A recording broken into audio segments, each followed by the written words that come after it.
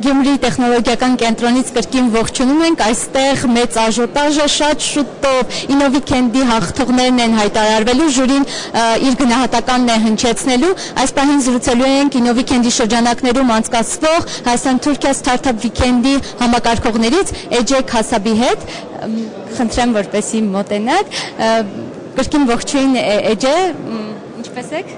How are you? How are you doing? Fine, thank you.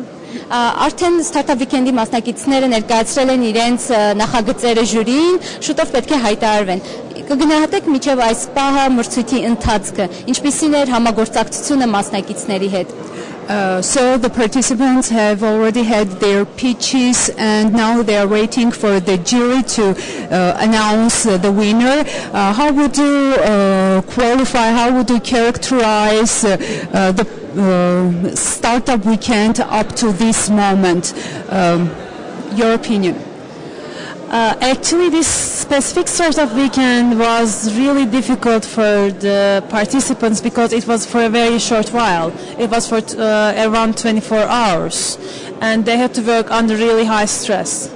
Պետք է խոստովանեմ, որ այս Startup Weekend-ը շատ դժվար էր մասնակիցների համար, քանի որ շատ կարճ ժամանակում պետք է գաղափարներ ներկայացնեն, տևեց 24 ժամ եւ շատ լարված էր ու դժվար նրանց համար։ But despite this change, the teams were so good at working. They were so motivated, and just they came up with great results and presentations.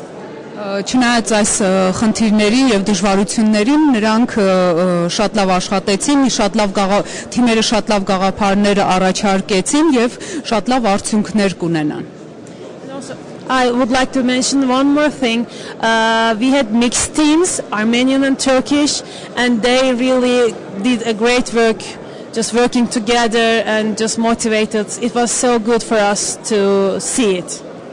Նաև կուզեի նշել, որ մենք ունեինք թիմերում եւ Հայաստանից եւ Թուրքիայից մասնակիցներ, որոնք կարողացան միասին աշխատել եւ ներկայացնել իրենց գաղափարները։ Էջե, իսկ կային նախագծեր, որոնք անձամբ ձեզ շատ հետաքրքիր էին, որոնք ձեզ ոգևորեցին։ Are there any ideas, any startups which have interested you personally and you are interested in these startups as an individual?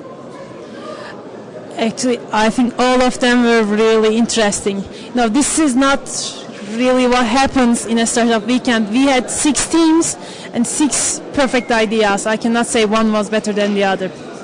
Պետք է ասեմ, որ նման բան շատ քիչ է պատահում, երբ Startup Weekend-ի ընթացքում ունենում ենք 6 թիմ եւ 6-ն էլ փայլուն գաղափար է ներկայացնում եւ ես 6-ին էլ հավասարաչափ հավանում եմ։ Շնորհակալություն Էջե, շնորհակալություն ձեզ համակարգելու այս աշխատանքն իրականացնելու համար եւ հարցերին պատասխանելու համար։